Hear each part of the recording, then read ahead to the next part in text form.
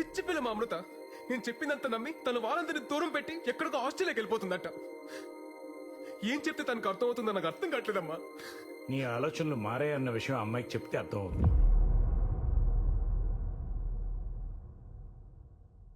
1000 అబద్ధాలు ఆడైనా ఓ పెళ్లి చేయమన్నారు, కానీ అందులో ఒక అబద్ధం కారణమైన ఆ పెళ్లి నిలబడదని ఎవరు అనుకోర్రా.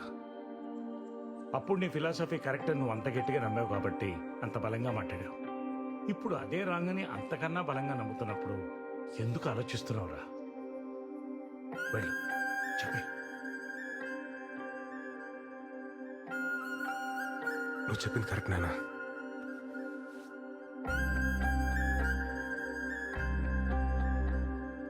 హలో అమృత, నేను మీకు ఇంపార్టెంట్ విషయం చెప్పాలి. ఒకసారి కైలాసగిరికి వస్తారా? షూర్ సార్, వస్తాను. ఓకే అండి, బాయ్.